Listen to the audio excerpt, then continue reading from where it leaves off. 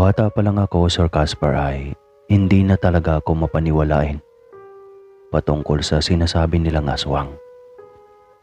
Kaya naman kapag nagkukwentuhan ng mga kaibigan ko patungkol sa mga aswang, ay hindi ako nakikisali o kung minsan naman ay binabara ko ang mga ito.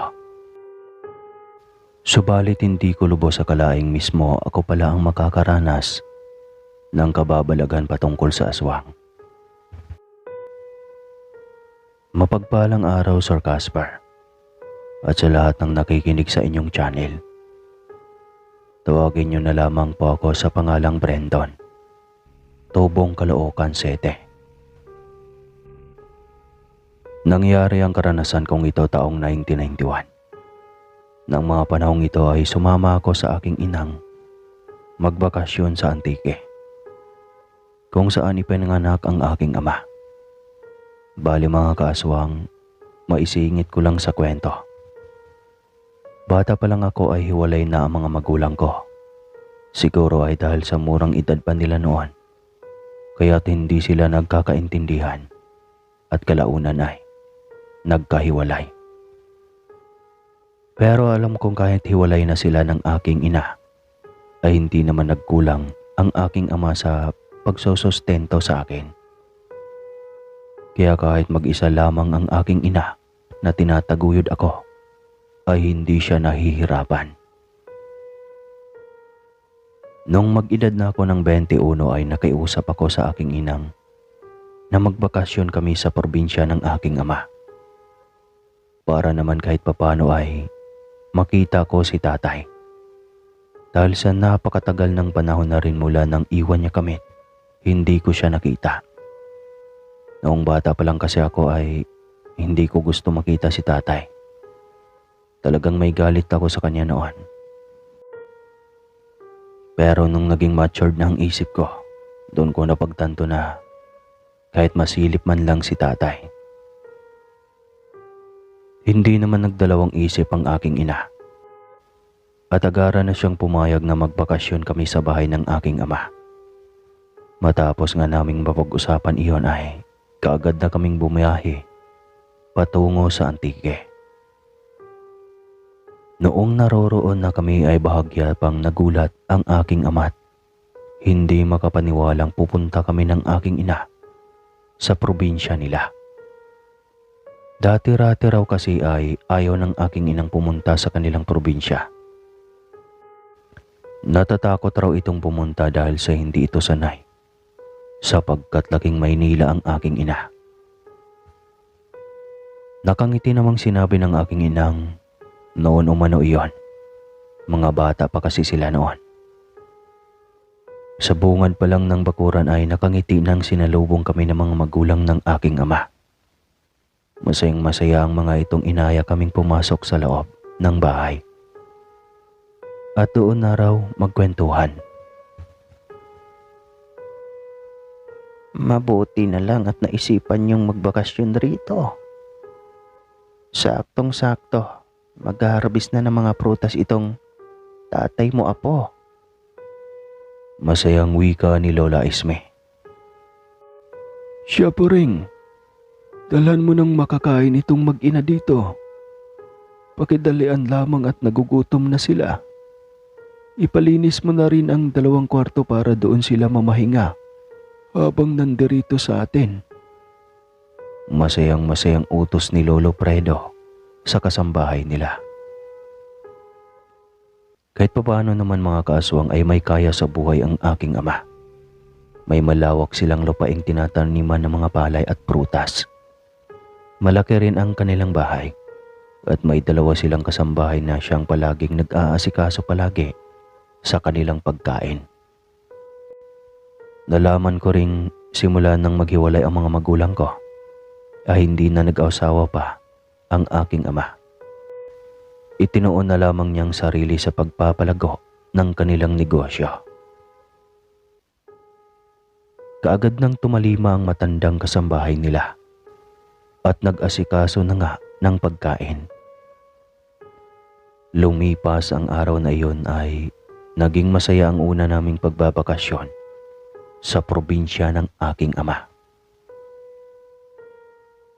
Kinabukasan, sumama ako sa aking amang pumunta sa palayan. Gusto ko rin kasing makita kung ano ang ginagawa ng mga trabahante sa palayan. Tinanong niya naman ako kung ayos lang ba talagang sumama ako sa kanya. Baka raw maboryo lamang ako dahil mamayang hapon pa raw siya babalik sa bahay. Ayos lang po, gusto ko lang pong maglibot-libot papa. Nakangiti kong sabi sa aking ama. Sigurado ka? Sige, ikaw ang bahala anak. Magpaalam ko muna sa mama mo para hindi siya mag-alala. Wika ng aking ama sa akin. Nung una ay medyo nailang pa ako sa aking ama.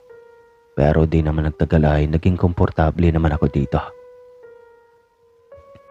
Tumango naman ako at kaagad nang nagpaalam sa aking ina. Matapos akong payagan ay bumalik na rin ako sa aking ama at pumunta na kami sa palayan.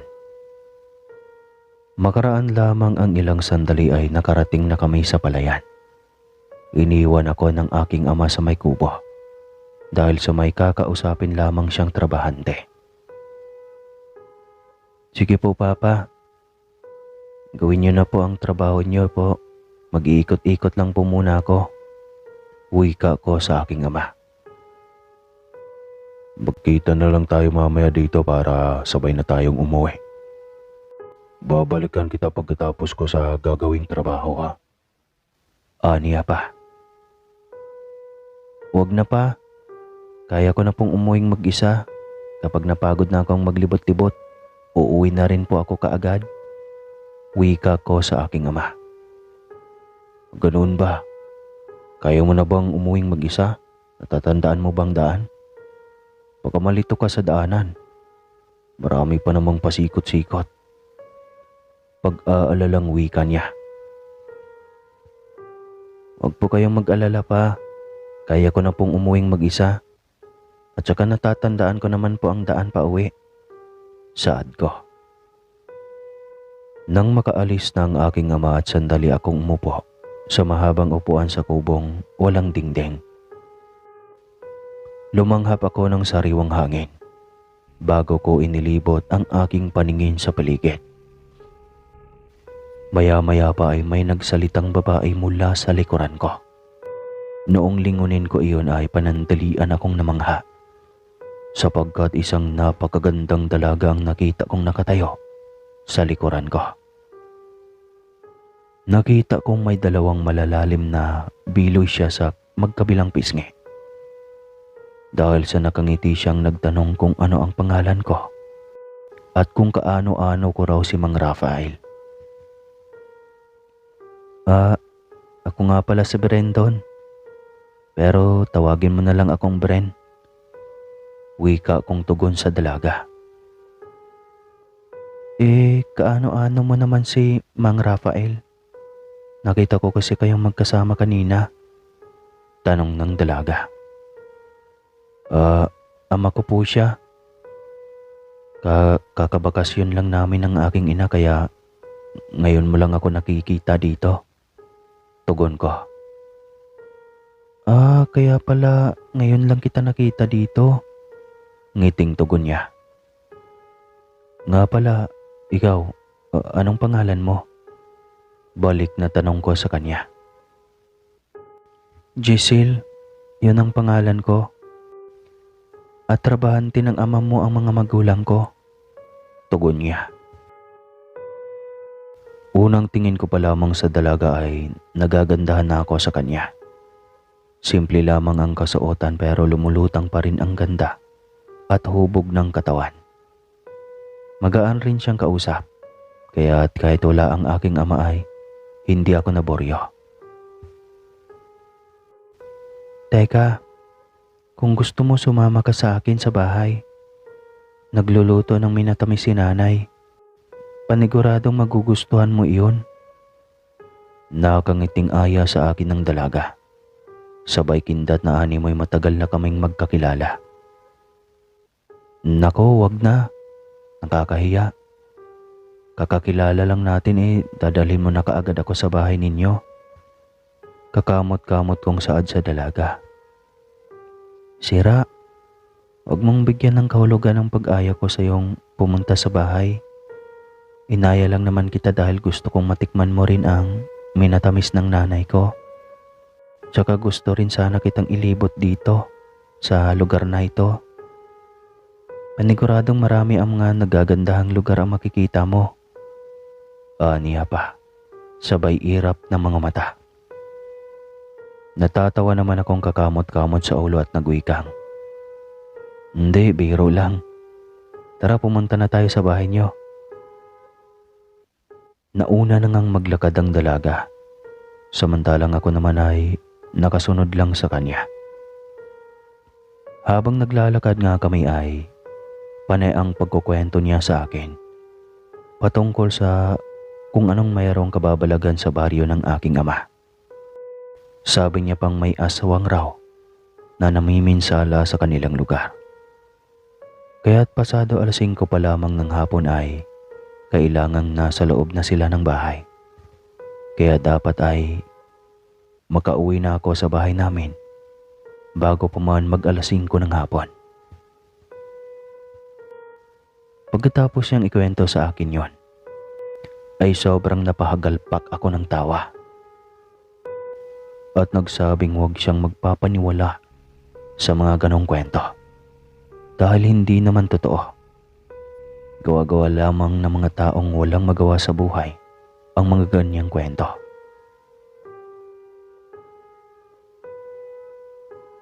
Palibhasa kasi Manila boy ka, kaya hindi ka naniniwala sa mga kababalaghan. Ikaw rin, pagsisisihan mo to. Ingos na wika ng dalaga at bigla kong nagulat. Uy, hindi naniniwala naman ako. Yun nga lang ay sa mga multo. Pero kung ang pag-uusapan ay tungkol sa mga aswang, medyo ikis ako dyan. Nakakangiting wika ko sa dalaga. Ay nako ba rin, kung ako sa'yo maniwala ka na lang sa akin. Dahil lahat ng sinasabi ko sa iyo ay totoo. Pangungumbensing wika niya sa akin. Hindi na lamang ako tumugon pa sa sinasabi ng dalaga sa kadahilan ng kahit bago pa lamang kaming magkakakilala ay parang hindi ko na kayang kontrahin ang lahat ng mga sinasabi niya. Makaraan lamang ang ilang minuto ay natanaw ko na ang bahay nila. Nakita kong simple lamang ang kanilang bahay. Yari sa bato at nakaangat sa lupa ang sahig na nasa tingin ko ay mga nasa isang dipa. Nang makalapit na kami sa bahay ng dalaga, ay nakita kong may matandang babae ang lumabas sa pintuan. Bahagya pa akong nagulat at natakot dahil sa tinitigan ako nito ng masama. Napawi lamang ang takot na nararamdaman ko nung sabihin sa akin ng dalaga na lola niya ang matanda. Pagpapasyensyahan ko na lang raw. Dahil ganoon lang talaga kung makatingin ang lola purita niya, pero mabait umano ito. Wala yun. Medyo nagulat lang ako. Bigla kasing lumabas ng pintuan ng lola mo. Pasyensya na. Wika ko sa kanya. Ngumiti naman siya at inaya niya na akong pumasok na sa loob. Naroroon raw ang ina niya nagluluto sa kusina. Nang makapasok na nga kami sa loob ng bahay, ay ipinakilala niya ako sa lula purita niya at sa kanyang inang si Aling Belen. Wala ang kanyang ama ng mga oras na iyon dahil nasa trabaho raw ito sa palayan. Nadaanan ko pa kasi siyang mag-isa sa gilid ng palayan, Nay. Kaya inaya ko na siyang pumunta rito. Sakto namang nagluto ka ng minatamis. Wika pa niya sa kanyang ina. Sa mahinahong boses ay humingi ng pasyensya ang ina ni Giselle. Dahil sa makalat pa umano ang kanilang bahay. Nakakahiya raw sa bisita nila. Ayos lang po, Aling Belen. Wala pong problema sa akin. Ako nga po ang dapat na mahiya eh. Wika ko na lamang sa kanya. Ano ka ba? Huwag kang mahiya sa amin. Masaya kami at nakilala namin ang nag-iisang anak ni si Rafael. Ani pa nito sa mahinahong boses. Inaya naman ako ni Giselle sa labas ng bahay at doon na mag-uusap. Mas presko raw kasi doon at hindi mainit. Natatabunan kasi ng mayayabong na dahon ng punong kahoy ang upuan sa labas at maririnig mo ang lagaslas ng tubig dahil sa di kalayuan ay naroroon ang ilog. Bit-bit ang inihandang minatamis ni Aling Belen ay lumabas na nga kami ng bahay at pumesto sa ilalim ng punong may mahabang upuan na nakapako sa magkabilaang puno. Ang sarap naman dito sa lugar ninyo. Napakatahimik at malayo sa polusyon. Panimulang wika ko habang nakatanaw sa may sapa. Sa totoo lang kasi mga kaswang, literal na probinsya talaga ang baryo kung saan naninirahan ang aking ama. Malayo sa mga dumadaang sasakyan. Wala kang makikitang mga taong nagchichismisan sa labas ng bahay maliban sa amin, alright? Nakita kong lahat ng mga tao ay abalang-abala sa mga kanya-kanyang gawain. Huwag kang tumingin sa ganda ng lugar, Beren. Dahil sa likod ng kagandahan at katahimikan ng lugar na ito, marami ang mga kababalaghang nangyayari. Ani pa ng dalaga sa seryosong boses. Ayan ka na naman sa aswang-aswang na yan. Hindi totoo yan. Maniwala ka. Wika ko sa kanya. Pagkatapos ay sumubo na ng pagkain. Bahala ka. Nasa sayo yan kung ayaw mong makinig sa mga sinasabi ko. Kung magtatagal ka rito sa lugar namin, ay malalaman mong totoo talaga ang sinasabi ko. Tugon na lamang niya. Sige, makikita natin. Tanging sagot ko. Dahil sa masayang kausap ang dalaga ay lumipas ang mga oras nang hindi ko namamalayan. Nalaman ko na lang nang may dumating na matandang lalaking may salakot at may nakasukbit na itak sa bewang. Kaagad akong ipinakilala ni Giselle at nalaman ko ngang ama niya pala ito. Ay nako iho, anong oras na oh? Dapat umuwi ka na. Delikado na sa labas ng bahay kapag maabutan ka pa ng dilim. Pag-aalalang wika ni Mang Oscar. Ay, oo nga pala no. Kakamot-kamot sa ulo kong sambit. Pasensya na po. Napasarap kasi ang usapan namin ni Giselle. Kaya nakalimutan kong hapon na pala. Dagdag kong wika. Ihati na kita sa inyo at baka mapano ka pa dyan sa daan. Bagong salta ka pa naman dito. Wika ng ama ni Giselle.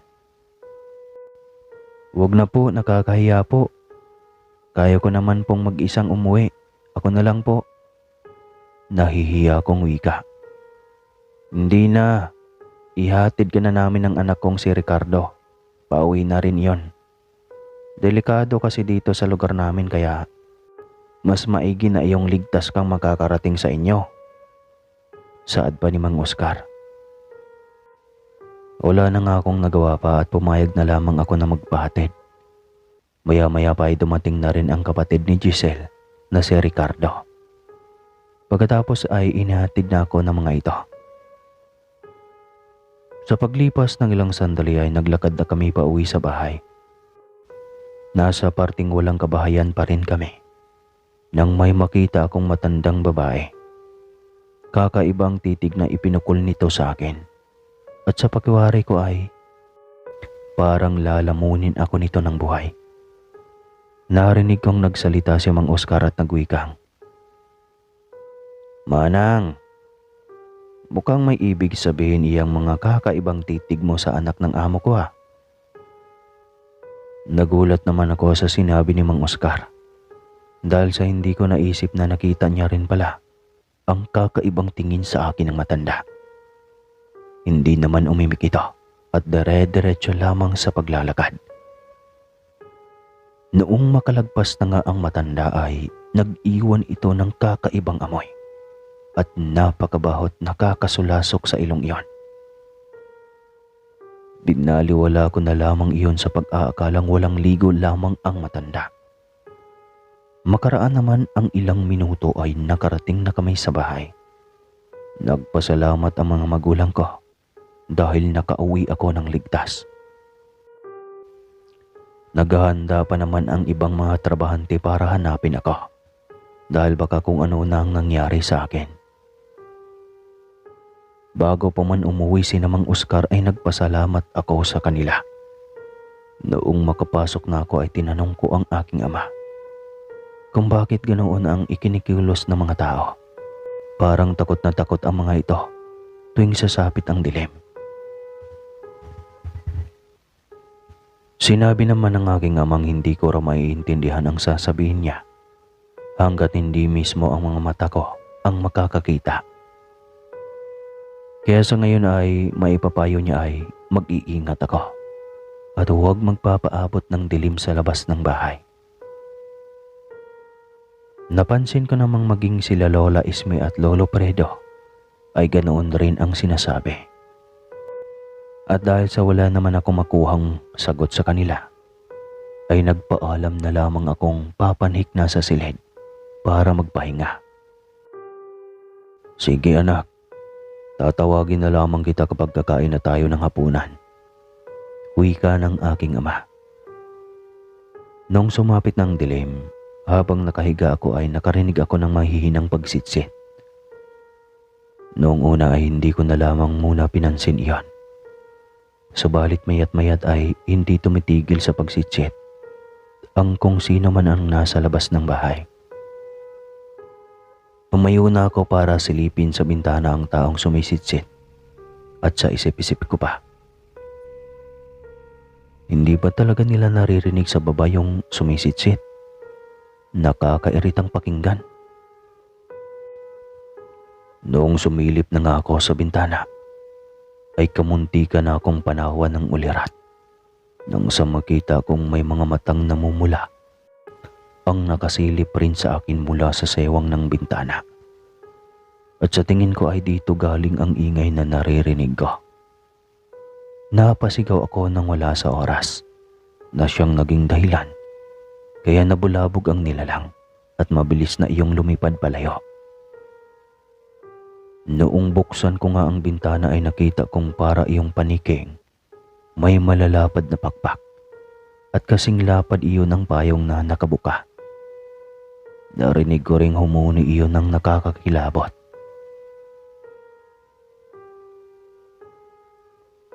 Aswang! Nasaan na ang aswang? Nagulat naman ako sa biglaang pagpasok ng mga magulang ko sa loob ng kwarto ko. May bitbit pang baril ang tatay ko at nagtatanong kung nasaan ang aswang. Narinig raw kasi nila mula sa kwarto ko ang huni ng wakwak. Itinuro ko naman sa kanila ang bintanang nakabukas na. Kaya dali-dali nang lumapit ang aking ama sa bintana at mabilis na sinilip iyon. Nag-iwan pa ng malalapot na laway ang aswang na sinasabi ng aking ama't sobrang baho noon. Kasing amoy ng laway na iyon ang nalalanghap kong amoy sa matandang nakasalubong namin kaninang hapon.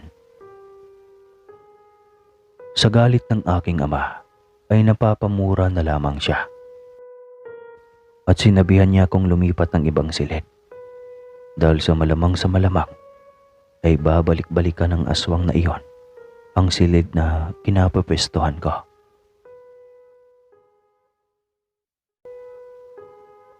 Dahil nga sa galit ng aking ama ay napapamura na lamang siya at sinabihan niya akong lumipat ng ibang silid dahil sa malamang ay babalik-balikan ng aswang na iyon ang silid na kinapipistuhan ko. Sinabi ko naman sa kanyang wag na. Hindi rin naman ako natatakot kung totoo ngang ang aswang na iyon. Nagulat lang talaga ako kanina kaya napasigaw ako nang wala sa oras.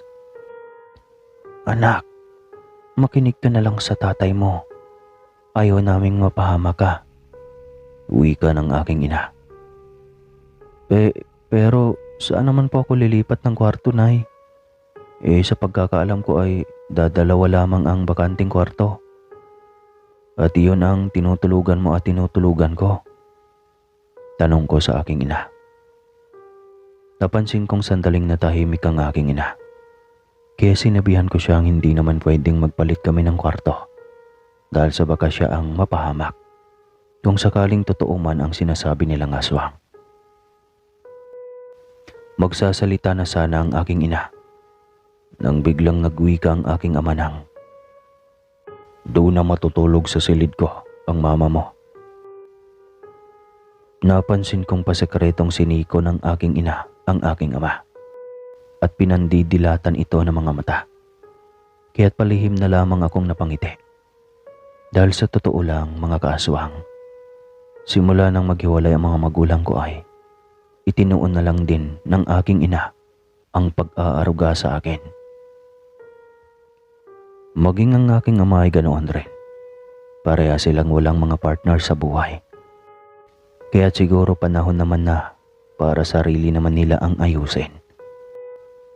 At ang tanging hinihiling ko lang simulat sa Paul ay ang magkaayos silang dalawa ng aking ama. Sige po, doon na lamang po ako sa kwarto ni Mama lilipat. Basta ma, doon ka muna sa kwarto ni Papa ha. Wika ko sa kanila at kinuha na nga ang mga gamit ko. Tinawag niya naman ang matandang si Puring at pinaayos niya ang kwarto ng aking ina. Sina lolo at lola naman ay labis-labis ang pag-aalala. At kaagad na binudbura ng asin ang laway na tumulo sa bintana. Tapos ay isinara na ang bintana. Halina kayo sa baba at doon na tayo mag-uusap-usap. Kinikilabutan ako dito eh. Pag-aayang wika ni Lola Isme. Lumabas na nga ng silid ang mga magulang ko at sina Lola Isme at Lolo Perido. Samantalang kami naman ni Aling Puring ay inayos ang mga gamit ko sa kabilang kwarto. Kinabukasan pagkagising ko ay nadatnan ko sa labas ng bahay ang aking ama. Nakapangtrabaho na ito ng damit at mukhang pupunta na naman sa palayan. Tinanong ko siya kung pupunta ba siya sa palayan. Para lang makasiguradong tama nga ang nasa isipan ko. Malapad ang pagkakangiting tumango siya at nagwikang kailangang araw-araw niyang bibisitahin ang mga trabahante kung ano ang ginagawa. Mukhang masayang-masaya kayo, Taya. Parang mas nakatulong po yata ang aswang na yun kagabi ha. Pagbibirong wika ko sa aking ama. Ikaw talagang bata ka. Sambit niya at napapailing na lamang habang malapad pa rin ang pagkakangiti. Ay, nga po pala pa. Pwede po ba akong sumama uli? Tanong ko. Sandaling itinigil ng aking ama ang ginagawang pagsusuot ng buta at tumingin sa akin sabay sabing, mukhang alam ko na kung bakit babalik ka na naman sa palayan. Pupuntahan mo na naman ang anak ni Mang Oscar ano? Sabay kindat ng mata. Sa di malamang dahilan ay kung bakit parang nakaramdam ako ng hiya sa aking ama nang banggitin niya ang dalaga. Pagkaramdam ko tuloy ay may mga dagang nagtatambulan sa dibdib ko. Napapangiti namang sinabi ng aking amang sumama na umano ako kung gusto ko. Basta ang sasamahan ko lang raw ay ang anak ni Aling Belen. Wala nang iba. Alam mo namang delikado anak. Kaya huwag kang makikipag-usap ng kung sino-sino lang. Bago ka pa lamang rito sa lugar natin at mas panatag ako kapag si Giselle ang kasama mo. O kaya ay ibang anak ni Mang Oscar. Dahil mapagkakatiwalaan sila. Aniya pa. Sige po, sandali lang at magpapalit lang po ako ng damit, tay. Wika ko sa aking ama at patakbo na nga akong bumalik sa loob ng silid. Agad na akong nagbihis at nag-spray ng pabango. Tandang-tanda ko pa nga mga kaswang ng araw na iyon dahil walang pagsidlan ang sayang nararamdaman ko. Habang iniisip na makita kong muli ang dalaga, kulang na lang na ipanligo ko ang pabango sa dami ng nalagay ko. Kahit sa palayan lang ang punta ko. Pagkalabas ko ng kwarto ay lumapit na kaagad ako sa aking ama. Tara na po, alis na po tayo. Masayang wika ko sa aking ama. Ay teka, sandali. Hindi ka pa nag-aagahan, anak ka. Sasama ka na kaagad sa ama mo? Tanong ng aking ina at naglakad ng papalapit sa amin. Gaya ng aking ama ay malapad rin ang pagkakangiti nito. At parang nagbo-blooming pa itong tignan. Parang mas bumata ng ilang taon. Ay nako, ikaw na bata ka. O itong baunan ninyong mag-ama, tig-isa kayo niyan. Ipinaghanda ko na kayo dahil alam ko namang sasama ka na naman sa ama mo't hindi ka makakapag-agahan. Aniya pa. Masaya akong nagpasalamat sa aking ina matapos abutin ang baunan at nagpaalam na kami ng aking ama sa kanya. Makalipas ang ilang minuto ay naglalakad na kami ng aking ama.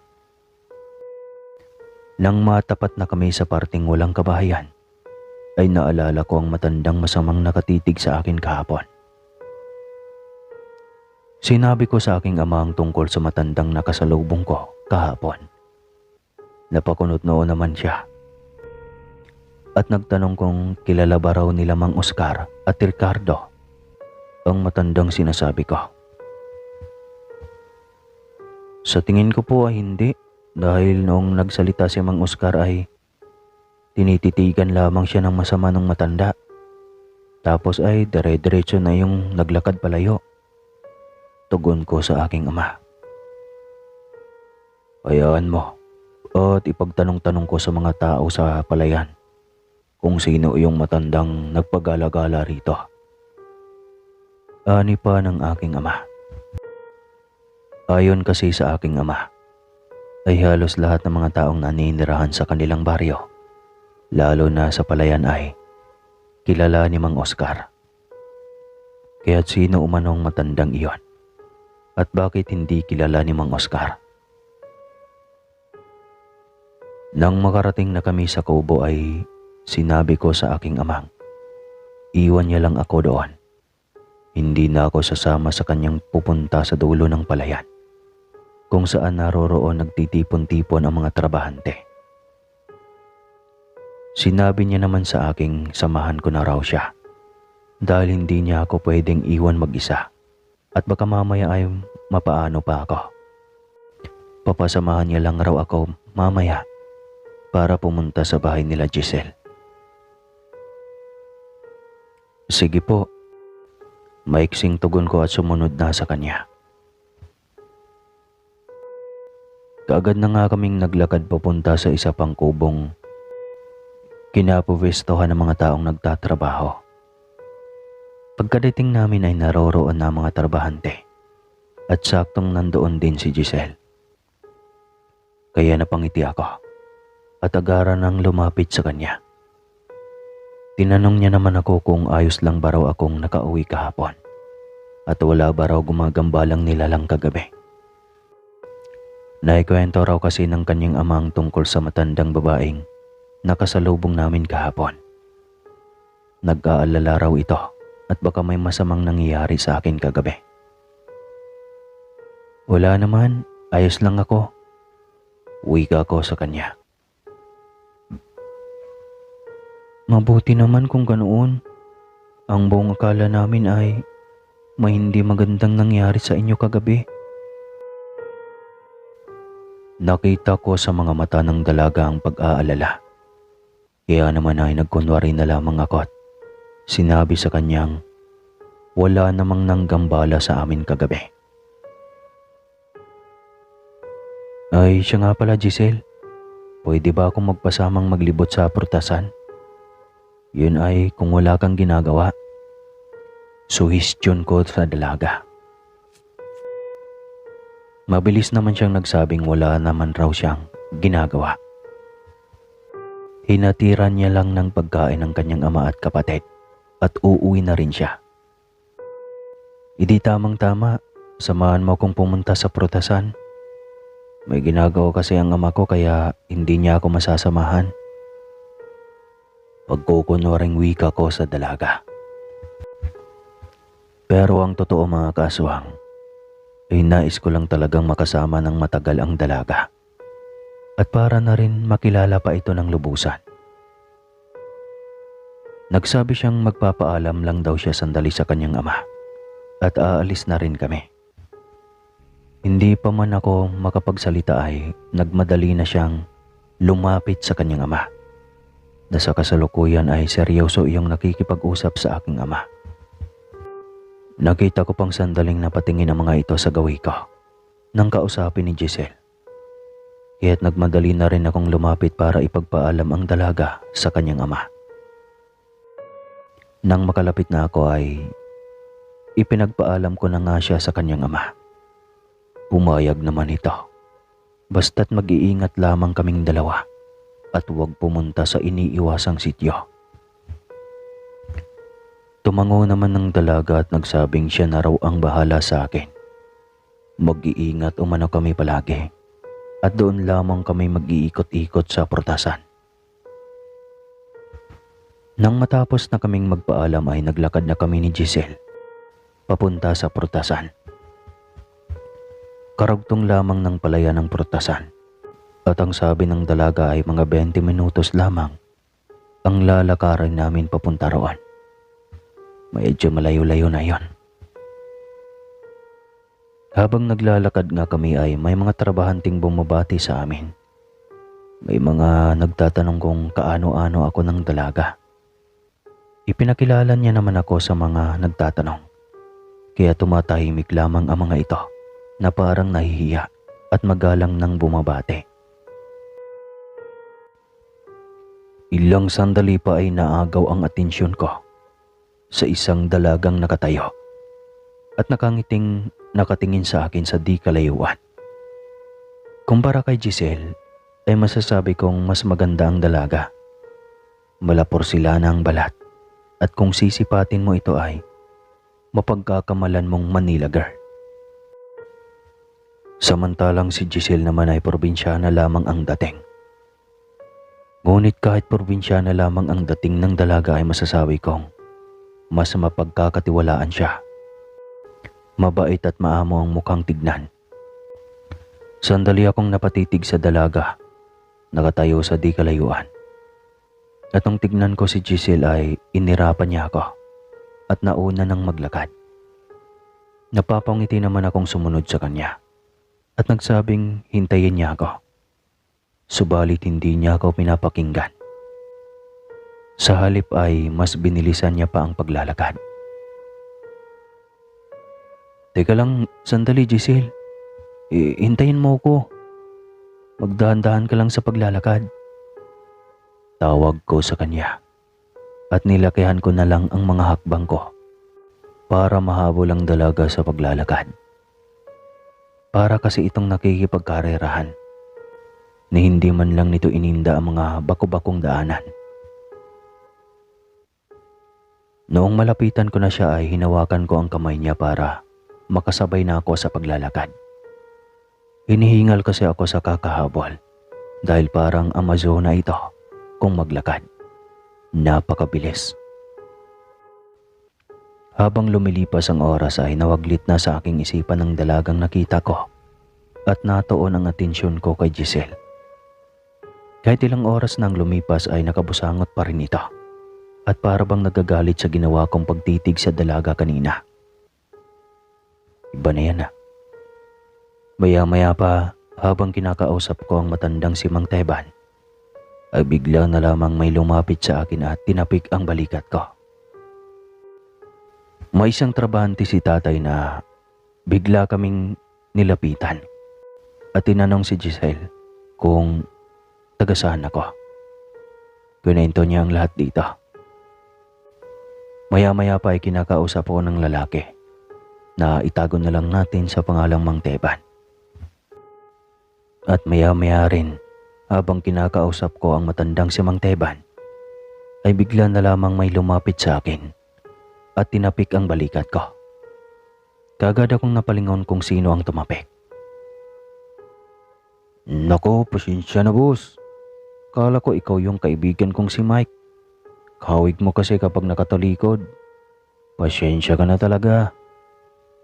Paghingi ng paumanin ng lalaking sa tingin ko ay kaidaran ko lang rin. Naisip kong baka nga nagkamali lamang ang lalaki. Kaya sinabi ko sa kanyang ayos lang. Walang problema. Muling humingi ng pasyensya ang lalaki bago ito naglakad palayo. Nang makalayo na ito ay narinig ko namang nagsalita si Mang Teban ng,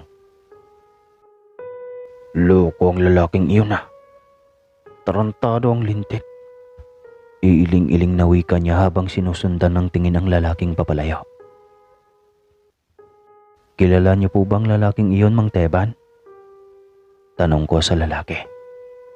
"Hindi. Bago lang ang mukha noon sa paningin ko. Baka nagawi lang rito." Tugon niya habang hindi inaalis ang paningin sa nakalayo ng lalaki. Tsaka ko lang din napansin na umalis bigla si Giselle. Nagpaikot-ikot ito sa prutasan at parang wala sa mood ito. Sige po Mang Teban, babalik na po ako kay Giselle. Ipaparating ko na lang po sa aking ama ang sinabi niyo kanina tungkol dito sa prutasan." Ngiting wika ko sa matanda at hindi na pinansin ang kakaibang reaksyon niya.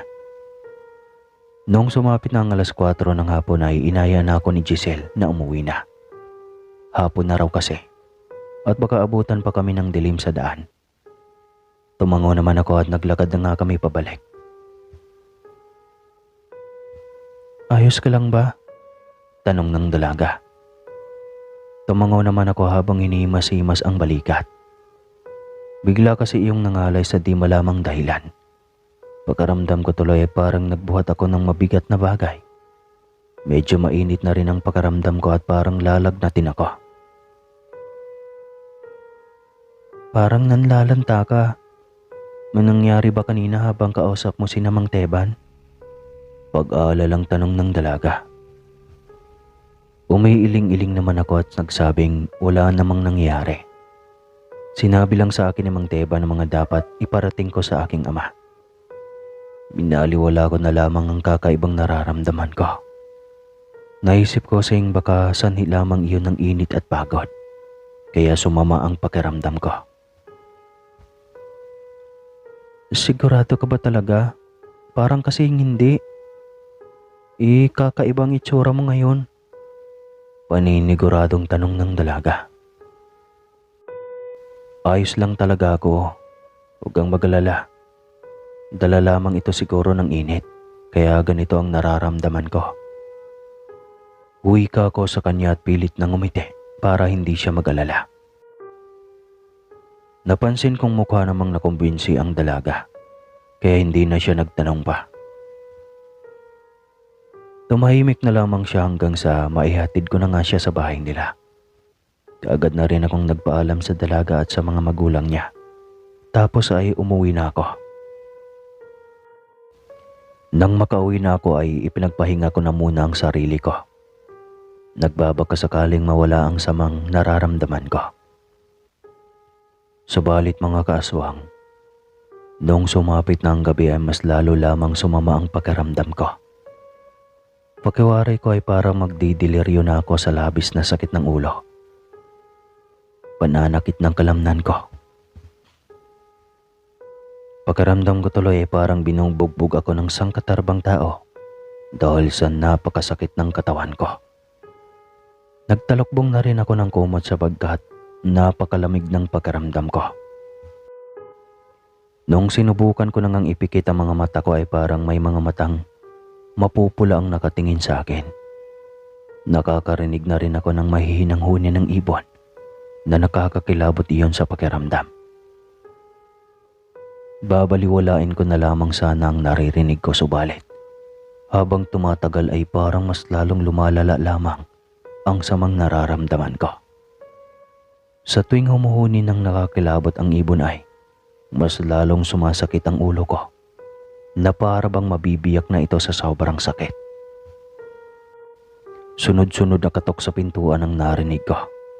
Kasunod noon ay narinig ko ang boses ng aking inang nagsabing papasok sila. Ipinikit ko na lamang ang mga mata ko at hindi sinagot ang aking ina.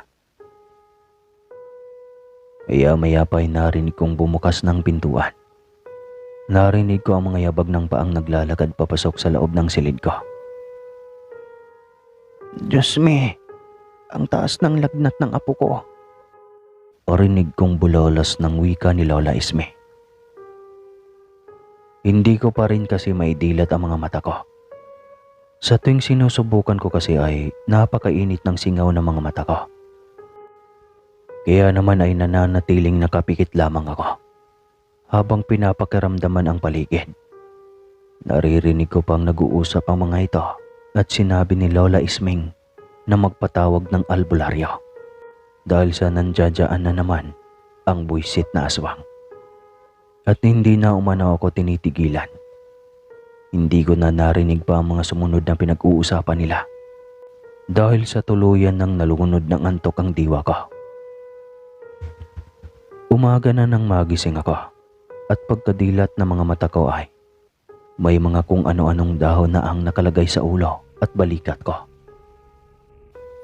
Nakita ko ring sa paanan ko ay may matandang lalaking may suot na panyo sa ulo at para itong ermitanyo. May mabahong usok rin akong nalalanghap at parang may kung anong ginagawa ang matanda. Samantalang mga magulang ko ay nakaupo lamang at nagmamasid. At si Lola naman ko ay iyak ng iyak. Halos hindi ko maigalaw ang katawan ko dahil sa sobrang bigat nito.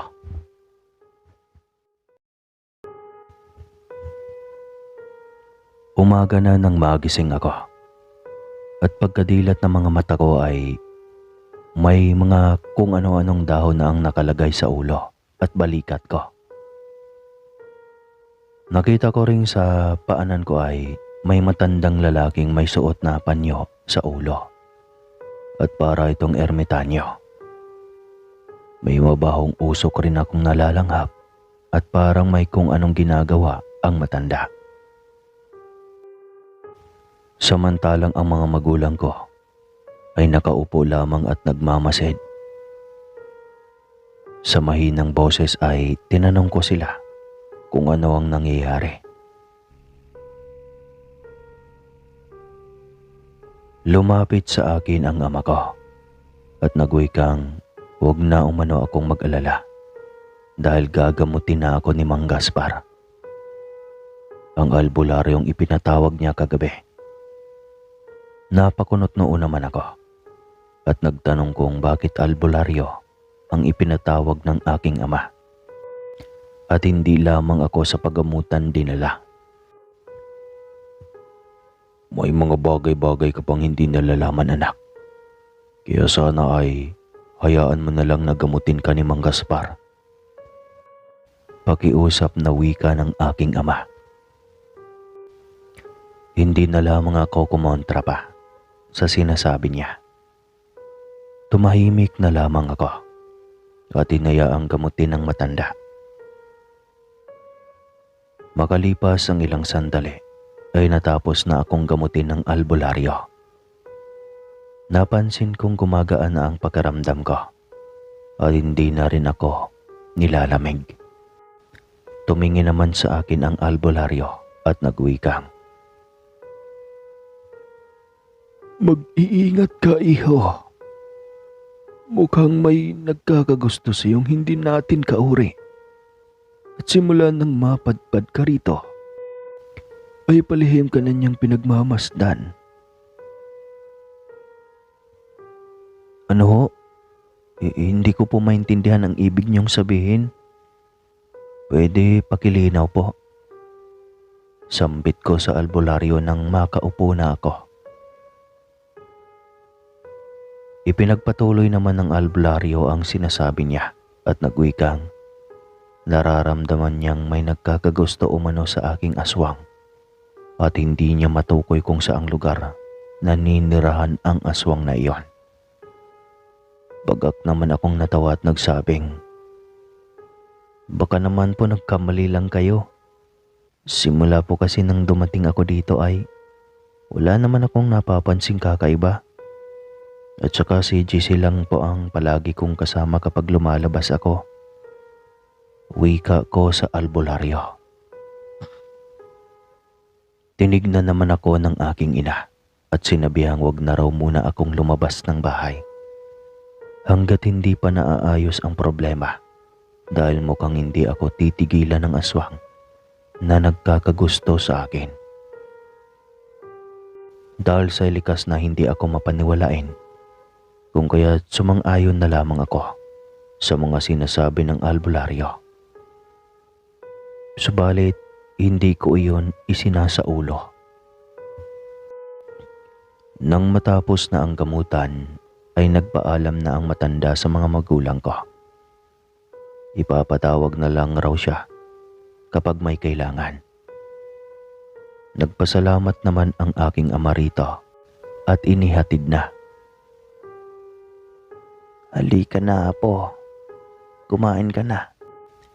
May nilutong masarap na ulam ang anak ni Oscar." Wika sa akin ni Lola Ismeng. Nang marinig ko ang pangalan ni Mang Oscar ay sumagi sa isipan ko si Giselle. Kaya napatingin ako kay Lola Isme at nagtanong kung sino sa mga anak ni Mang Oscar ang tinutukoy niya. Ngumiti naman si Lola Isme at nagsabing ang anak na dalaga ni Oscar ang nagluto. May handaan kasing gaganapin bukas kaya pinakiusapan niyang tulungan ng dalaga si Aling Puring na may mag-asikaso sa kusina. Sa tuwing may okasyon kasi ay ang anak ni Oscar ang tinatawag namin para tumulong dito sa bahay. Dagdag niya pang wika. Matapos magsalita ni Lola Isme ay nakaramdam ako ng tuwa. Kaya naman tumayo na ako at nagpatiunan ng maglakad. Narinig ko pang tinawag ako ng aking ina at sinabihang mag-iingat at huwag magmadaling maglakad dahil baka matalisod ako. Dire-diretso na akong naglakad papunta sa kusina at doon nga ay nadatnan ko si Giselle na nagluluto. Nakangiti akong lumapit sa kanya at tinanong kung ano ang niluluto niya. "Oh, ikaw pala, Bren. Kumusta na ang pakiramdam mo? Maayos na ba?" Nakangiting tanong niya. "Mas maayos na ako ngayon kasi nakita na kita." Nakangiti kong wika sabay kindat. Kaagad naman akong inirapan ng dalaga na mas lalong nagpaganda sa kanya. Hindi ko alam mga kaswang kung bakit sa tuwing nagsusungit ang dalaga ay mas lalo siyang gumaganda sa paningin ko. Kaya napapangiti na lamang ako at nilapitan siya. "Teka, ano ba yung niluluto mo? Kanina pa ako nagtatanong, di mo man lang ako sinasagot." Muling tanong ko sa kanya. Sinabi niya namang minatamis. Nag-request raw kasi ang aking inang magluto siya ng minatamis. Dahil nasabi ko raw sa kanilang nakatikim ako ng masarap na minatamis na niluto ng kanyang ina. Kaya't magluto raw siya para makakain ako pagkagising. Napangiti naman ako nang marinig ko ang sinabi niya at tinignan ang niluto. "Pumunta ka na sa lamesa. Maupo ka na. Patapos na akong magluto dito. Ihahatid ko na lang doon." Utos pa na saad ng dalaga. "Tulungan na kita dyan. Ako na ang magdadala ng pagkain sa mesa." Wika ko sa dalaga at kinuha na ang mangkok at inabot sa kanya. Kinuha niya ang mangkok sa akin at nilagyan na ng minatamis. Tapos ay muling inabot sa akin ang mangkok na may lamang minatamis. Kaya dinala ko na iyon sa lamesa. Sabay na tayong kumain. Dagdag kong saad sa dalaga. Tumanggi naman ang dalaga at sinabing hindi pa raw siya gutom. Kumain na muna ako dahil may gagawin pa siya. Ayaw mo talagang sabayan akong kumain? Nakakalungkot mag-isang kumain. Nakangiti kong saad sa dalaga. Pinandilatan niya ako ng mga mata't iniingusan at sinabihang kumain na lang raw ako at namnamin ang pagkain. Napapangiting umiiling na lamang ako at nag-umpisa ng kumain. Siya nga pala, may gagawin ka ba mamayang hapon? Tanong ko sa dalaga habang kumakain. Wala naman, bakit? Tanong niya. Sinabi ko sa kanyang gusto kong maglakad-lakad mamayang hapon pagkatapos kong magpahinga. Kung wala siyang gagawin ay magpapasama sana ako. Tumango naman siya at sinabing tawagan ko na lang raw siya mamaya kapag maglalakad-lakad na ako. Nang matapos na akong kumain ay umakyat na ako ng silid at muling nagpahinga. Nung sumapit na ang hapon ay bumangon na ako at lumabas na ng silid. Medyo nakabawi na kasi ang katawan ko. Pagkalabas ko ng silid ay pumunta ako sa kusina para tignan ang dalaga. Nang naroroon na ako ay hindi ko siya nakita roon. Kaya't umikot ako sa likuran ng bahay at hinanap siya. Subalit, wala. Hindi ko pa rin siya makita. Kaya naman pumunta ako sa harapan ng bahay at naglakad na papunta sa gate. At nagbagkasakali na nandoon ang dalaga. Ngunit noong makalabas na ako ay wala pa rin. Hindi ko pa rin makita ang dalaga doon. Kaya ang ginawa ko ay tumayo na lamang ako sa gilid ng daanan at nagmamasid-masid. Maya-maya pa, habang nagmamasid ay may nakita akong babaeng naglalakad, papalapit sa akin. Noong nasa malapit na sa kinaroroonan ko ang babae, ay napansin kong natapilok ang babae. Kaya naman dagli-dagli na akong lumapit rito at agad na hinawakan upang hindi ito tuluyang sumalampak sa lupa. Miss, ayos ka lang ba? Pag-aalalang tanong ko sa dalaga nang mahawakan ko na siya. Umayos naman ang dalaga at mahinahong nagwikang. Oo. Ayos lang ako. Medyo masakit lang ang paa ko. Tugon niya. Ganun ba? Dapat kasi nag-iingat ka palagi sa paglalakad.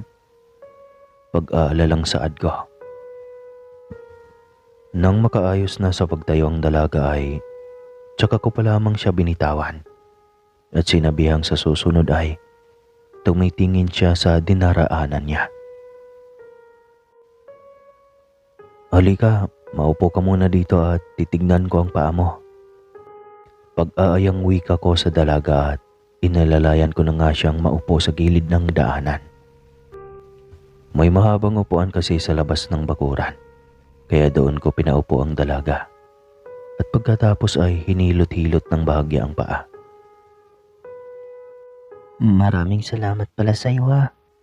Kung di mo ako naalalayan baka nangudngud na ang uso ko sa lupa. Kaya maraming salamat talaga sa iyo. Pagpapasalamat niyang saad. Wala iyon, pero dapat sa susunod ay titignan mo na ang nilalakaran mo para hindi ka masaktan. Wika ko. Maya-maya pa ay nagwikang dalagang maayos na raw ang paa niya. Medyo hindi na sumasakit kaya itigil ko na raw ang ginagawa ko. Tumayo na nga ako at umupo na rin. Sandaling katahimikan ang namayani pagkatapos ay ngumiti ang dalaga at ipinakilala ang sarili. Nalaman kong Kate ang pangalan niya at naninirahan umano siya sa Karatig Purok. Nang matitigan ko na ang dalaga ay naalala ko ang magandang babaeng nakita ko kahapon. Teka, parang nakita na kita kahapon. Sambit ko. Mas lalo namang lumapad ang pagkakangiti ng dalaga at nag-uwikang nakita niya rin daw ako kahapon sa may prutasan. Oo nga. Naalala ko na. Bulalas kong sambit. Sa paglipas nga ng ilang minuto ay masaya na kaming nag-uusap ng dalaga. Magiliw itong kausap at hindi nawawala ng kwento. Noong magtatakip silim na nagpaalam na sa akin ng dalaga, tinanong ko siya kung kaya niya na bang maglakad. Kung gusto niya ay ihahatid ko na siya sa bahay nila. Naku, wag na. Medyo may kalayuan kasi dito ang bahay namin. Baka abutan ka pa ng dilim sa daan pa uwi. Nakakangiting wika ng dalaga. Sigurado ka bang kaya mong umuwi sa inyo? Kaya mo nang maglakad? Pag-alalang tanong ko sa kanya. Tumangaw naman siya at iginalaw-galaw ang paa para patunayan na ayos lamang siya. Sige, ikaw ang bahala, Kate. Magdahan-dahan ka na lang sa paglalakad para hindi mamaga ang paa mo. Bilin ko sa dalaga bago ito marahang naglakad na. Noong nakailang hakbang na siya sa kinaroroonan ko ay tinawag ko siya at tinanong kung kailan siya maggagawi sa baryo namin. Ngumiti naman ang dalaga at nagwikang hindi niya alam kung kailan siya magagawi ulit. Sabay nagpaalam na at naglakad na palayo. Sandali ko pang tinanong ito habang naglalakad palayo. Nang mawala na sa paningin ko ang dalaga, ay tsaka pa lamang ako pumasok sa loob ng bahay. Pagkapasok ko sa loob ng bahay ay nadatnan ko si Giselle sa sala. Abalang-abala ito sa ginagawa, kaya hindi niya ako napapansin. Bahagya pa itong nagulat nang magsalita ako. Nandito ka lang pala. Kanina pa kita hinahanap. Wika ko sa dalaga. Bakit mo ko hinahanap? May ipag-uutos ka ba? Baling niya sa akin. Tapos ay muli nang ibinalik ang pansin sa ginagawa. Wala naman. Maiksing tugon ko at umupo sa upuang malapit sa may pintuan. Tapos ay pinagmamasdan ang dalagang abalang-abala sa paglilinis. Naisip kong nakalimutan siguro ng dalaga ang usapan namin kaninang maglalakad-lakad ngayong hapon. Nung sumapit na ang gabi, matapos naming kumain ay lumabas na muna ako ng bahay para magpahangin sa bakuran. Habang nagpapahangin ako ay naramdaman kong may naglalakad papalapit sa kinaroroonan ko. Kaya lumingon ako at tinignan ang kung sino ang naglalakad papalapit sa kinauupuan ko. Noong lumingon ako, ay nakita kong si Giselle pala iyon. Nakakangiti itong lumapit sa akin at tinanong kung bakit nasa labas ako ng bahay. Pumasok na muna ako dahil delikado maglalagi sa labas ng bahay. Sinabi ko naman sa kanyang saglit lang akong magpapahangin. Medyo nakaramdam kasi ako ng alinsangan sa loob at nahihirapan ako makahinga. Kaya't lumabas ako para magkalanghap ng hangin. Dapat doon ka na lang pumesto sa may balkonahe. Aniya pa at tumabi na sa pagkakaupo. Tumayo naman ako at inaya na nga siyang doon na kami uupo sa balkonahe. Ano ba naman yan? Kakaupo ko pa nga lang eh. Natatawang sambit niya. Tara doon na lang sa balkonahe baka kasi mamaya ay mapaano ka pa dito. Ngiting saad ko. Binibiro lang kita eh. Dito na lang tayo magkwentuhan. Pangungumbinsi niyang wika. Wag na, tara doon na lang tayo sa balkonahe. Saad ko at hinawakan na nga ang kamay ng dalaga at naglakad na kami papunta sa balkonahe. Kaagad na nga kaming naglakad papunta sa balkonahe. Nang naroroon na kami ay panay na ang pagkukwentuhan namin. Maya-maya pa, natigil kami sa pag-uusap ni Giselle nang makarinig ako ng mahihinang kaluskusan sa paligid. Teka, sandali. Narinig mo ba yon? Bulalas kong tanong sa dalaga. Nakita kong marahang tumango ang dalaga at nagpalingalinga. Hinanap ko rin ang ingay na naririnig ko.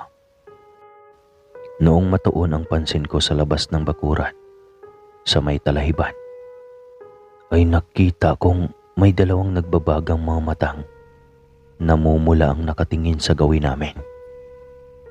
Nung unang tingin ko ay napagkamalan ko pa yung taong nakaupo na animoy nakaupong aso. Subalit noong matitigan ko ito ay nakita kong isa iyong nakakakilabot na asong may mga nagbabagang mga mata. Maya-maya pa ay nakarinig na kami ng nakakakilabot na huni ng ibon. Kaya't agaran ko ng hinatak ang dalaga papasok sa loob ng bahay. Pumasok na kayo rito. Magmadali kayo. Sigaw ng aking ina. Samantalang ang aking ama naman ay may bitbit na buntot ng pagi at dali-dali na kaming nilapitan. Dali na, pasok na kayo sa loob ng bahay. Utos rin ng aking ama at napapamura itong nagsabing nariyan na naman ang aswang. Taragis talaga oh. Hindi na talaga tayo tatantanan ng aswang na yon. Galit na wika ng aking ama.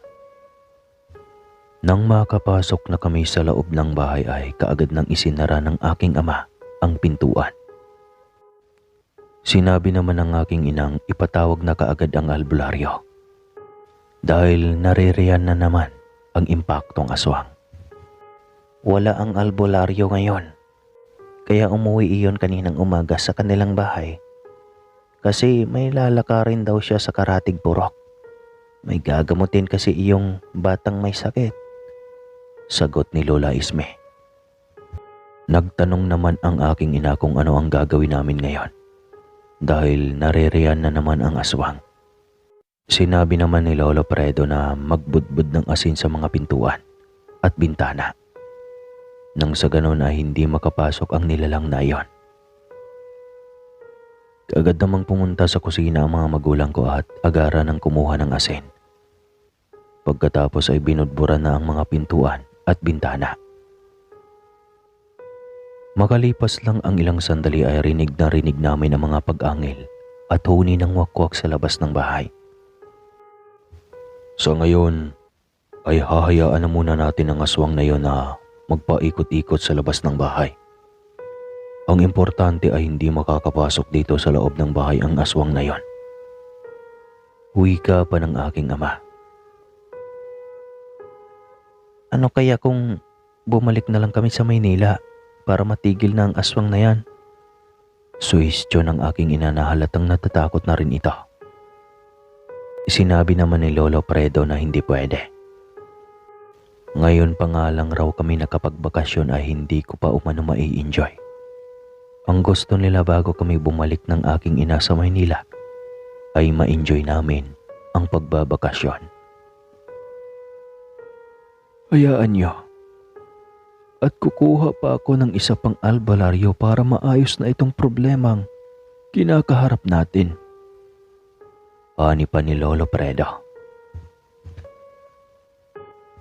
Dahil sa totoo lang mga kaswang ay nahihinuha ako sa mga magulang ni tatay na kapag bumalik kami sa Maynila ng nasa ganoong sitwasyon ay malaki ang basihang hindi na kami muling babalik pa sa kanilang lugar. Kaya ang gusto nila ay maging masaya ang pagbabakasyon namin. Humingi naman ng paumanhin ang aking ina dahil sa padalos-dalos na salita. Sinabi naman ni Lola Ismi na wala iyon. Naiintindihan niya naman ang nais ipahiwatig ng aking ina. Natatakot lamang ito para sa kapakanan ko, kaya naisip nitong bumalik na lamang kami sa Maynila. Nang gabing iyon ay nagtitipon-tipon kaming lahat sa sala at napagkaisahang doon na matulog, nang sa ganun ay mabantayan ang isa't isa. Pasado 3:00 na ng madaling araw kami nakatulog. Sa kadahilan ng walang sawang nagpaikot-ikot sa labas ng bahay at humuhuni ang wakwak. Panakal-naka ring may mga pag-angil kaming naririnig at parang nanggagalaiti na talaga iyon sa galit. Kinabukasan naman, pagkagising ng mga magulang ko, ay ginising na rin nila ako para lumipat ng higa. Pumunta na ako sa silid ko para muling ipagpapatuloy ang naudlot kong tulog. Kinaumagahan nga. Pagkagising ng mga magulang ko, ay ginising na rin nila ako para lumipat ng higaan. Bumangon naman ako at pumunta sa silid ko para muling ipagpapatuloy ang naudlot kong tulog. Pasado 10:00 na nang magising ulit ako at pagkababa ko ay hindi ko nakita si Giselle. Pasimpleng hinahanap ko siya sa kusina pero hindi ko siya makita. Kaya naman tinanong ko na ang aking ina kung nasaan si Giselle. Hindi ko kasi siya nakita sa kusina nang magtimpla ako ng kape. Maagang umuwi kanina. May gagawin daw siyang importante sa bahay nila. Tugon ng aking ina. Napatungo na lamang ako matapos siyang magsalita at muli nang ininom ang kape. Lumipas ang ilang oras ay hindi pa rin bumabalik sa bahay si Giselle. Nagpaalam ako sa aking amang pupuntahan ko lamang sa bahay ang dalaga. Teka, bakit mo naman pupuntahan si Giselle? May kailangan ka ba sa kanya? Tanong ng aking ama.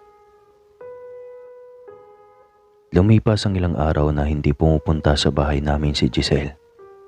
Tinatanong ko si Lola Isme kung bakit hindi na nagagawi sa bahay si Giselle. Sinabi naman ni Lola Isme na baka abala lang umano ang dalaga, kaya hindi ito nakakapunta sa bahay. Sa totoo lang mga kaswang, kahit na ilang araw pa lang na hindi ko nakita si Giselle, pakaramdam ko ay para bang may kulang sa akin. Kahit na kung minsan ay nakakausap ko naman si Kate sa tuwing napapadaan ito sa bahay. Nakilala na rin si Kate ng mga magulang ko at sa unang tingin pa lang nila ay mabait umano ang dalaga. Isang araw, hindi pa rin nagagawi sa bahay namin ang dalaga. Kaya naman nagpaalam na ako sa mga magulang kong dalawin ang dalaga sa bahay nila. Gusto ko lang tanungin kung ayos lang ba siya. Ilang araw na kasing hindi siya nagpapakita. Tumango naman ang aking ama at pinayagan akong pumunta sa bahay nila Giselle. Basta't mag-iingat lamang ako at umuwi rin kaagad. Matapos kong makapagpaalam ay sandali akong bumalik sa silid para magbihis ng damit. Pagkatapos ay umalis na ako at pumunta na sa tahanan ng dalaga. Makaraan ang ilang sandali habang naglalakad ako sa daan, ay bahagya akong napaiktad. Dahil sa gulat, nang may biglang may babaeng nagsalita mula sa likuran ko. Noong lingunin ko iyon ay nakita kong si Kate pala. Kaya't napangiti ako at napahinga ng maluwag. Ikaw pala yan, Kate. Akala ko kung sino na. Bulalas kong wika at nginitian ang dalaga. Pasensya ka na kung nagulat kita.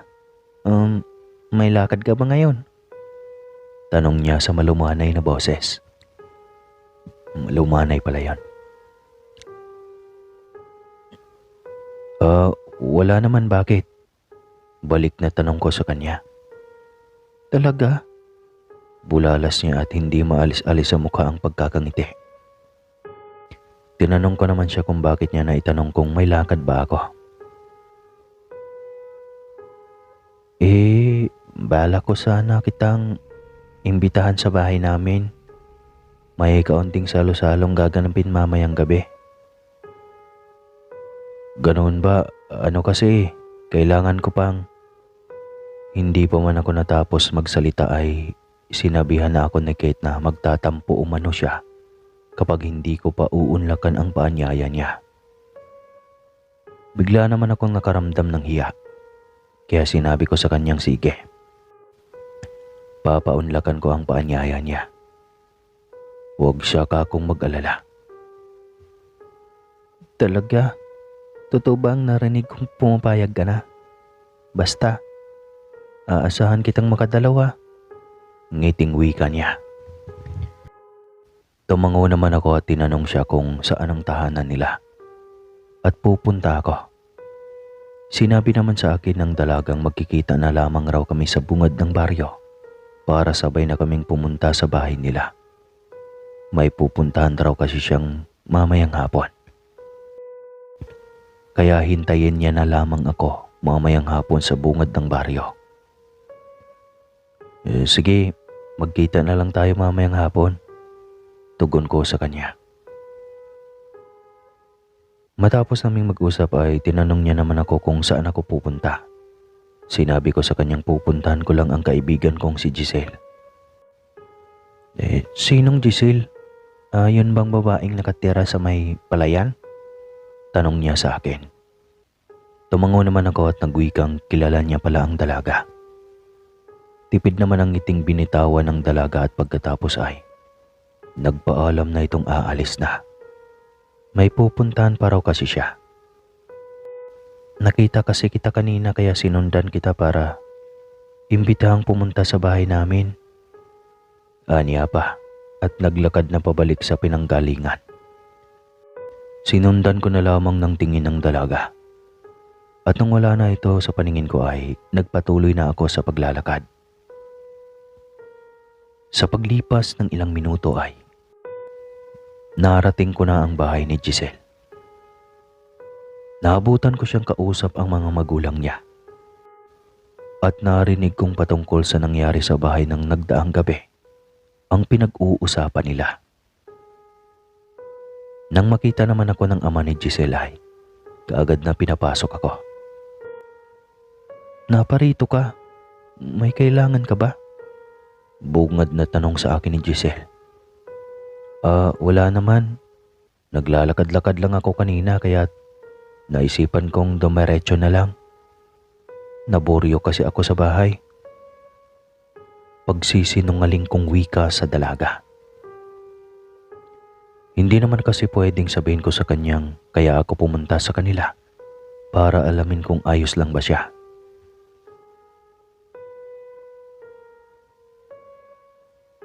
Pinalinga naman ako ng ama ni Giselle at tinanong tungkol sa nangyari nakaraang gabi. Sinabi ko naman rito ang lahat at maging ang naranasan naming kababalaghan ng pamilya ko simula nang dumating kami sa kanilang baryo. Mukhang natipuhan ka talaga ng mga aswang na iyon dahil simula nang dumating ka ay hindi ka na tinigilan. Wika pa ng ama ni Giselle. Narinig ko namang sumabat ang lola ng dalaga at nagwika. Mukhang kilala niya ang aswang na palaging nakasunod sa akin. Nararamdaman niya umano sa akin ang presensya ng aswang na dati na niyang nakaharap. Ano po ang ibig niyong sabihin, lola? Kung kilala niyo po ang sinasabi niyong aswang, pwede niyo po bang sabihin sa akin kung sino? Utal-utal kong tanong sa kanya. Tumingin lamang sa akin ang makahulugan ang matanda at hindi na ako inimik pa. Bigla naman akong kinausap ni Giselle kung kaya't nakalimutan ko na ang tungkol sa sinasabi ng lola niya. Sa paglipas ng mga oras na pagkukwentuhan namin ay nabanggit ko sa dalaga ang tungkol kay Kate. Napamaang naman siya at nagtanong kung kailan ko raw nakilala si Kate. Sinabi ko naman sa kanyang nakaraan ko lang nakilala si Kate at mukha naman siyang mabait.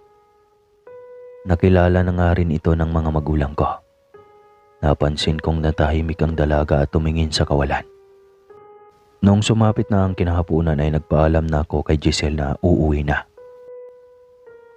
Sige, umuwi ka na bago pa magdilim. Maraming salamat sa pagdalaw ha. Aniya pa. Bago ako umalis ay tinanong ko siya kung kailan siya pupunta sa bahay. Umiling naman siya at nagsabing hindi pa niya alam kung kailan siya pupunta sa bahay namin. Matapos kong marinig ang sinasabi niya ay muli na akong nagpaalam sa kanya at sa kanyang pamilya. Pagkatapos ay naglakad na ako.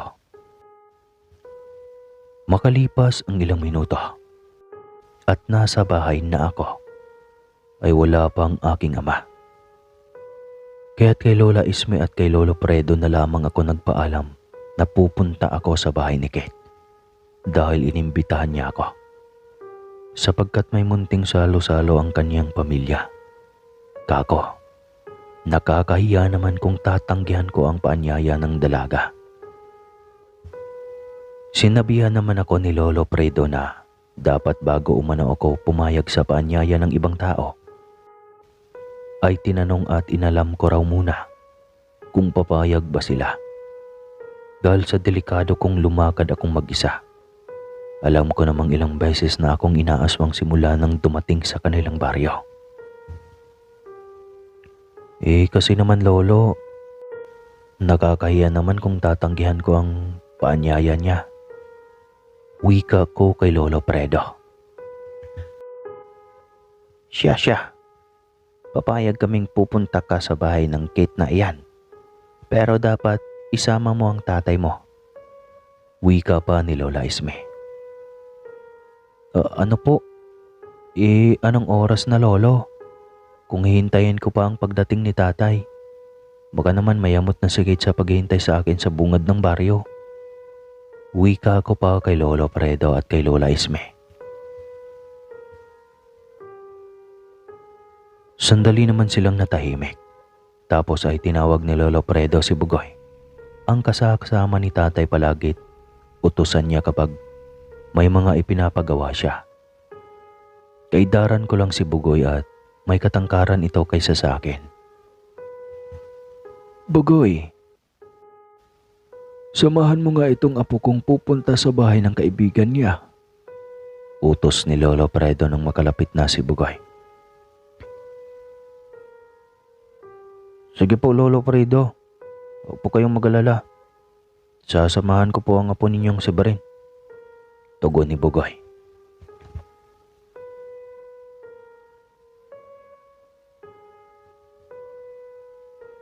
Nakita kong kinakawayan ni Lolo Fredo si Bugoy at inakbayan. Tapos ay lumayo sila ng bahagya at may sinasabi siya rito pero sa mahinang boses lang.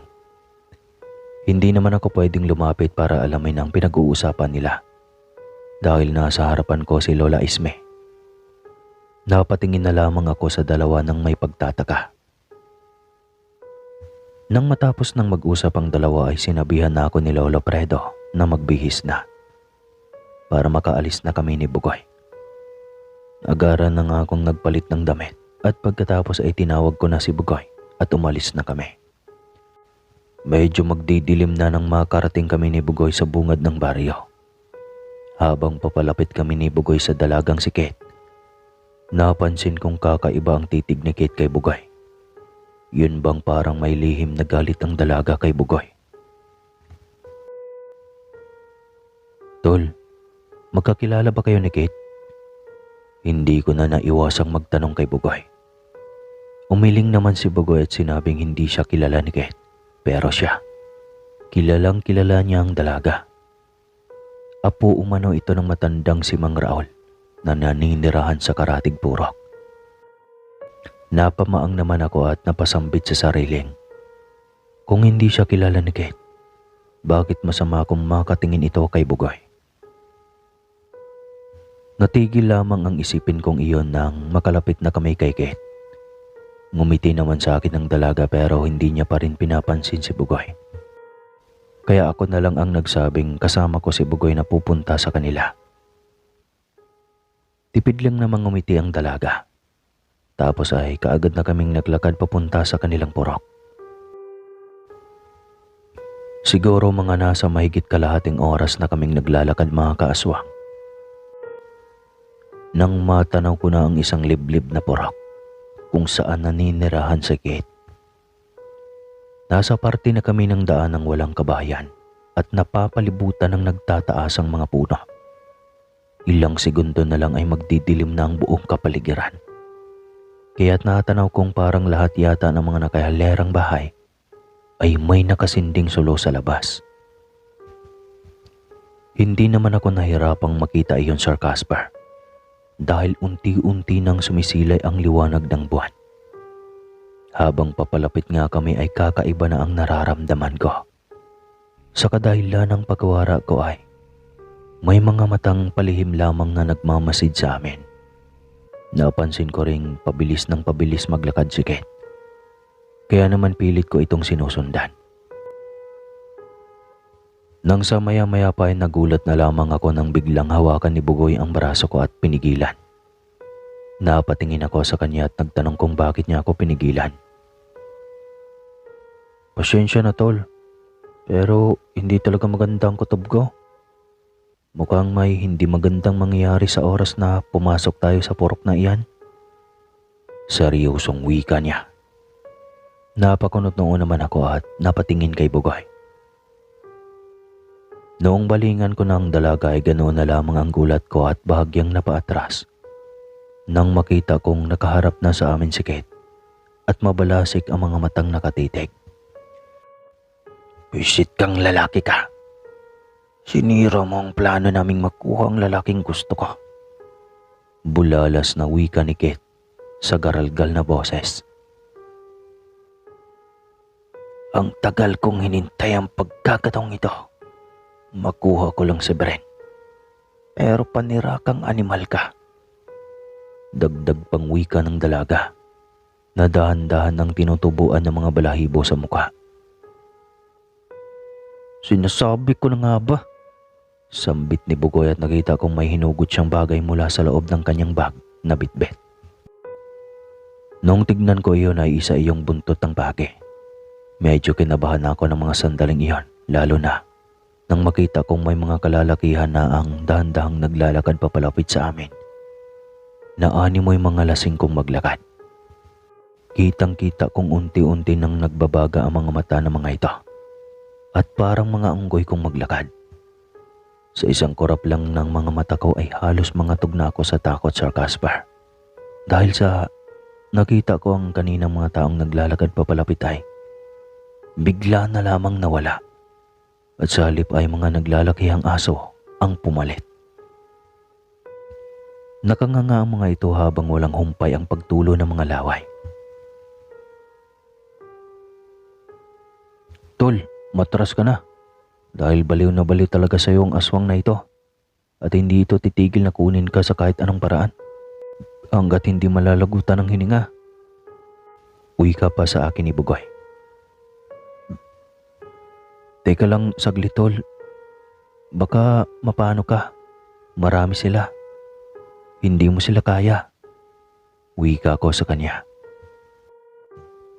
Huwag kang mag-alala dahil maya-maya lang ay may tutulong rin sa atin. Ang importante sa ngayon ay nakumpirma ko ng sila talaga ang mga aswang na namiminsala sa baryo natin. Aniya pa. At inihanda na ang buntot ng paging nakahawak sa kanang kamay. At sa kaliwa naman ay ang punyal na yari sa tanso.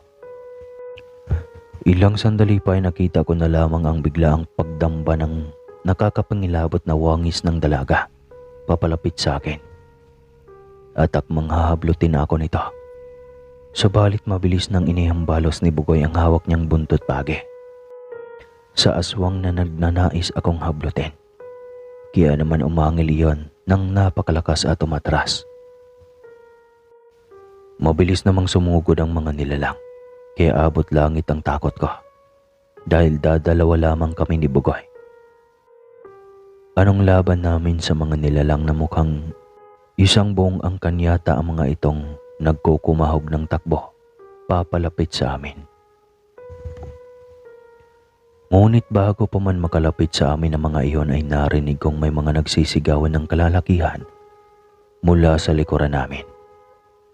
Noong lumingon ako ay nakita ko ang aking ama't ang mga trabahante sa palayang mabilis ng tumakbo papalapit sa amin. At may kanya-kanyang dalang tabak at matutulis na bagakay. Naririnig ko pang malutong na nagmumura sila at sinabihang patayin ang mga aswang at huwag hayaang makatakas. Pagkalapit nga nila sa amin ay nilagpasan lang nila kami ni Bugoy at sinunggaban ang mga aswang.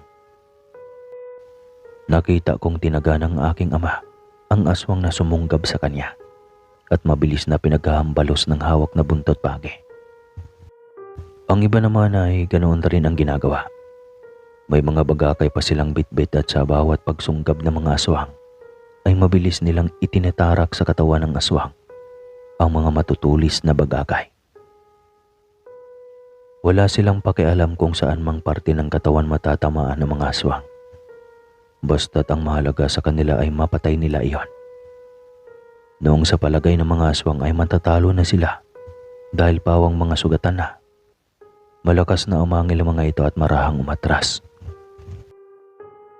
Lumayas kayo sa tinitirhan niyong mga dipuga kayo. Kapag maabutan pa namin kayo bukas sa pamamahay ninyo, titiyakin naming matutusta kayo. Dahil susunugin namin ang mga tirahan ninyo at wala kaming ititira kahit na isa. Kaya kung ako sa inyo, ay lumayas na kayo hanggat may pagkakataon pa. Galit na wika ng aking ama. Bago pa man kumaripas ng takbo pabalik sa mga kanya-kanyang tirahan ang mga aswang. Nang tumahimik na ang buong paligid, ay nilapitan ako ng aking ama at tinanong kung ayos lang ba ako. Tumango naman ako at sinabing ayos lang. Huwag kang mag-alala anak. Simula ngayon ay wala nang mamimirwisyo pang aswang sayo. Dahil natitiyak kong aalis na ang mga iyon. Wika pa ng aking ama.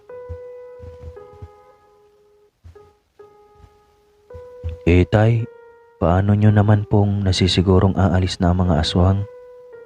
Bakit hindi na lang po natin ngayon sila uubusin sa kanilang pamamahay para makasiguro tayo? Saad ko sa aking ama. Umiiling-iling naman ang aking ama at nagwikang, huwag ko nang alalahanin pa ang bagay na iyon. Dahil nasisiguro nila ng kanyang mga kasamahang aalis na sa iniiwasang purok na iyon ang mga aswang. Dahil lahat ng mga kagamitan lang bitbit ay binaunan ng orasyon ng isang batikang albularyo. Kaya't kung sakali mang hindi aalis ang mga iyon ay tiyak kamatayan ang kahinat na ng mga iyon. Dahil hindi nagagaling pa ang mga sugat na natamo ng mga aswang. Sinabi niya pang bukas pagsikat ng araw ay babalikan nila ang purok para wasakin ang mga bahay ng mga aswang. Nang sa gayon ay masisiguro nilang wala nang babalikan pang tahanan ang mga ito. Noong makauwi na nga kami ng bahay ay nadatnan ko si Giselle at ang pamilya niyang nakaabang sa labas ng bahay. Pagkapasok ko nga ng bakuran ay kaagad na sumalubong ang dalaga at mabilis na yumakap. Sa nag-aalalang boses ay tinanong niya ako kung ayos lang ba ako. Tumango naman ako at nginitian ang dalaga. Nang nasa loob na kami ng bahay ay doon ko nalaman ang lahat at kung papaano nalaman ng mga kasamahan ni tatay ang lugar na pupuntahan namin ni Bugoy. Dahil ayon sa pagkakalahad ni Lolo Paredo, simula nung umagang umalis ako ay pinasundan niya pala ako ng palihim kay Bugoy para bantayan. Nagdududa raw kasi sila kay Kate dahil kilala nila ang angka nito. Nalaman nga ni Bugoy na kinausap ako ni Kate at inaya. Kaya naman noong matiwasay akong nakarating sa bahay ni Giselle ay bumalik na si Bugoy at sinabi sa kanila ang nalaman niya. Matapos ngang sabihin ni Bugoy ay kaagad na silang nagplano kung ano ang gagawin para matigil na ang pamimirwis yung ginagawa ng angka ni Kate. At iyon na nga mga kaswang. Kaagad na nagpulong-pulong ang lahat ng mga trabahante ni tatay at napagpasyahan nilang palihim kaming sundan papunta sa bahay ni Ken. Pero binalaan na nila si Bugoy na dapat sa bungad lang kami ng purok at siguraduhin ni Bugoy na hindi kami makakapasok nang sa ganun ay hindi sila mahirapan. Kapag kasi nagkataong makapasok kami sa purok ay mahihirapan na sila at baka mabulolyaso pa ang mga plano nila. Napag-alaman na rin kasi ni Bugoy na matagal na pala akong sinusubaybayan ng palihim ni Ket at ng gabing iyon ay plano na akong hawaan ng dalaga sa pagiging aswang. Nang sa ganun ay tuluyan na niya akong makuha.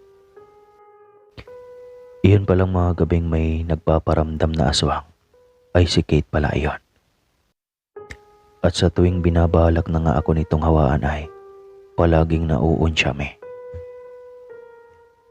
Noon ngang umalis na kami ni Bugoy ay sinusundan na pala nila kami. Nagpapasalamat naman ako sa ginagawa nilang pagligtas sa akin. Dahil kung hindi sa kanila at kay Bugoy, baka napahamak na ako ng tuluyan. Sinabi naman ng ama ni Giselle na wala umano iyon. Matagal na rin kasi nilang natitiktikan ang pamilya ni Kate. Kaya nga lang ay napakagaling talagang magtago ng pagkatao ng mga iyon. Nagbiro pa nga ang isa sa mga trabahante ng aking amang. Ako lang pala ang makakapagpalabas ng totoong katauhan ng mga iyon. Kinabukasan nga mga kasong ay pinuntahan nga nila ang purok kung saan nakatira ang angka ni Kate. Pagkarating nila doon ay wala na silang nadatnan ng isa man sa mga kaanak ni Kate. Kaya pinagtulungan na lamang nilang sirain ang mga nakatiwangwang na bahay. Simula nga nang mawala na ang angka ni Kate ay wala nang namiminsalang aswang sa baryo. Hindi kalaunan ay napagpasya na namin ng aking inang manatili na lamang sa puder ng aking ama. At tulungan na lamang ito sa pagpapatakbo ng negosyo. At saka, alams na. Sinabi ko rin kay Giselle ang totoo kong nararamdaman at halos araw-araw ay naroon ako sa palayan para lang makita ang dalaga at makasama. Dito ko na po tatapusan ang aking kwento mga kaswang. Masyado nang mahaba. Maraming salamat po. Magpasa hanggang ngayon ay nandito pa rin ako sa Antique. Masaya akong ibabalita sa inyo na may 2 anak na kami ni Kate. Oo, nagkatuluyan kami. At masaya ako. Muli po maraming salamat uli sa lahat ng nag-aabang sa kwento ko. Hanggang sa susunod po na kabanata.